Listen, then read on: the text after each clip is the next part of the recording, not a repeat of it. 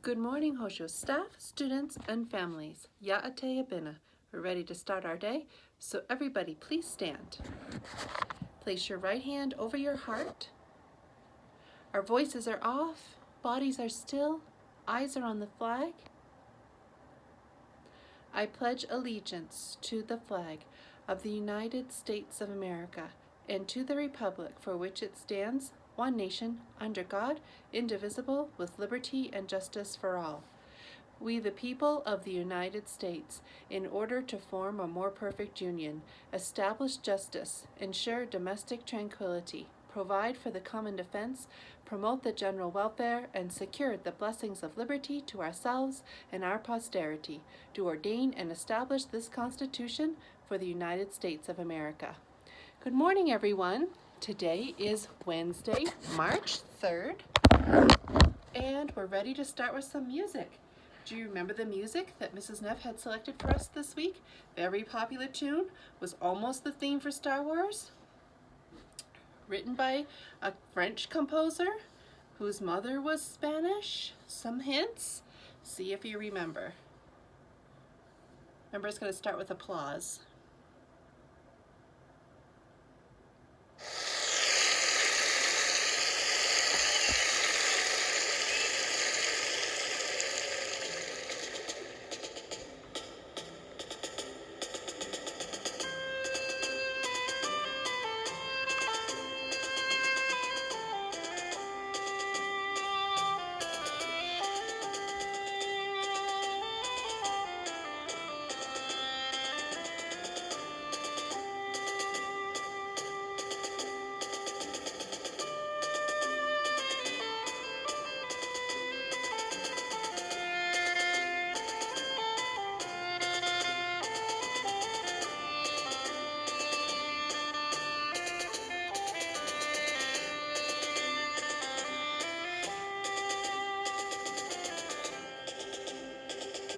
Do you remember?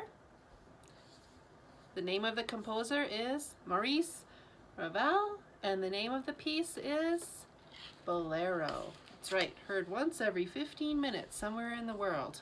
And we just did our 15-minute turn. Poems. Remember, we were celebrating Dr. Seuss' birthday this week and reading across America. And so an excerpt from his poem, Happy Birthday to You. Today you are you. That is truer than true. There is no one alive who is youer than you. Shout loud, I am lucky to be what I am. Thank goodness I'm not just a clam or a ham or a dusty old jar of sour gooseberry jam. I am what I am. That's a great thing to be. So if I say so myself, happy every day to me. Sometimes I think it's hard for us to celebrate ourselves. It's hard to find to be humble and yet celebrate ourselves. Sometimes those things seem opposite, and it's important to be humble. It's important, and those of you who have read Charlotte's Web, right, that's one of the words that Charlotte said about Wilbur, that he was humble. And why is that a good thing, to be humble? We're not too proud. We have a good view of ourselves, but at the same time, you are you. You're the you there is. So it's celebrate you and be proud of who you are, but always be working to be a better you. Okay, the artist of the week, Albert Bierstadt. Remember, he's an American, German-American landscape painter.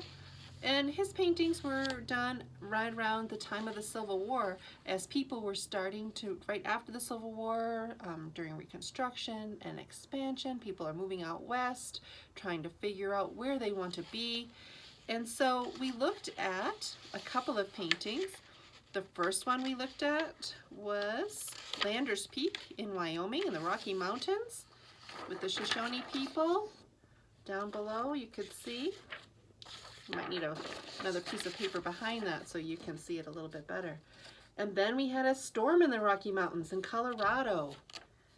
Again with Native American people being depicted in the painting.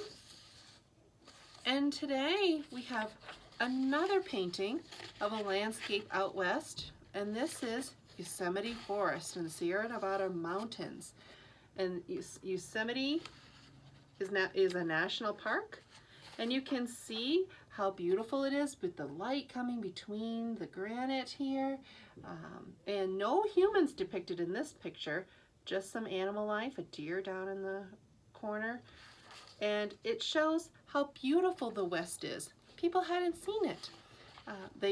It's not like we could travel like we do today and just get on a plane and go somewhere. To get out west was a big commitment and very dangerous at those times, with wild animals and just an unpopulated area. So it was difficult for people to move from the east to the west, but they were very excited to know about it. And Bierstadt helped persuade people. They can be persuaded by seeing something. We are sometimes persuaded by commercials. Well, Bierstadt was almost making a commercial for the West, and so showing how beautiful it is. People were wanting to move out there. And then what happened is sometimes people moved out there and it doesn't look as pretty as it used to because people have moved in and pollution and all sorts of things. But Yosemite is a national forest, so that won't happen there. And you can still go today and see it looking much the same as it did when Bierstadt made his painting. Okay, so the amendments. We are studying the Bill of Rights written by James Madison as the first 10 amendments to the U.S. Constitution. Right? We say the preamble to the Constitution every day. I hope you're saying it with me. That there's a purpose for those laws. And the Constitution lays out how the government's going to be structured and how people are going to be elected and how things are going to be run. But the Bill of Rights is really important because it protects our liberties so that the government can't run over the little guy, that every little guy has his rights. And so the Sixth Amendment, we'll say that one together, and then the Seventh Amendment is the newest one we've added. The 7th, 8th, 9th, and 10th Amendment are pretty short. We've learned some long ones, and so once we learn the 6th, then 7, 8, 9, 10 are pretty quick, a couple sentences each. Okay, Sixth Amendment, in all criminal prosecutions, the accused shall enjoy the right to a speedy and public trial by an impartial jury of the state and district wherein the crime shall have been committed, which district shall have been previously ascertained by law, and to be informed of the nature and cause of the accusation, to be confronted with the witnesses against him, to have compulsory process for obtaining witnesses in his favor, and to have the assistance of counsel for his defense. Seventh Amendment.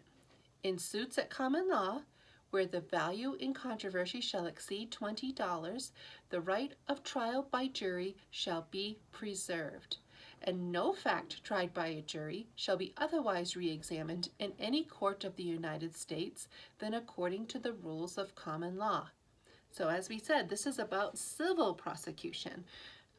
If you've been wronged, that you have a right to have your grievances heard in a court. And if the value of the controversy is more than $20, now $20 doesn't seem like a whole lot right now, but that amount's never changed. It was worth a lot more, obviously, back in the day when this was written in 1791. It's hard to predict exactly what that would be, but probably a few $100s anyway. And so the value of the controversy, though, has stayed. Nobody's amended the Constitution to change that amount. So it's more than $20, and it costs more than that to even file for the complaint, so hopefully the cause is more than $20. The right of the jury shall be preserved. So we have the jury so that a judge can't be influenced by the government, that you have a right to have your peers hear your case. Okay, birthdays. We do have 2 birthdays today. Kitai's having a birthday, and Belliston's having a birthday. I hope you have a great day, gentlemen.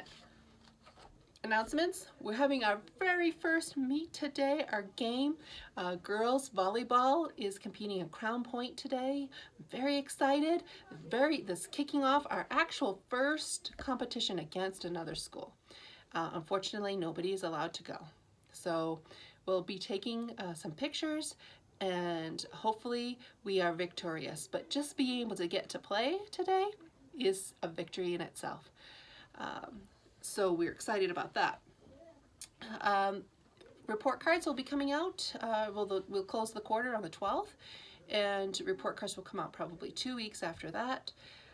If you have an incomplete, get with your teacher. Parents will be contacted if students have an incomplete for first or second quarter, and they probably have a good idea about third quarter, so you'll meet with the teacher to see what we can do about getting those incompletes taken care of. We will be offering summer school for 2 sessions. If you have incompletes, you're highly encouraged to take those taken care of, because we have to make decisions about where students are going to wind up. Are they going to move on to the next grade level? It's really hard to go on to 4th grade math if you haven't done 3rd grade math. So we want to make sure that everybody gets to be where they need to be in order to feel like they're moving forward and making progress at school. No other announcements? So let's do our student pledge. I will do the good, I will learn the true, and I will love the beautiful. And I hope you have a great day today.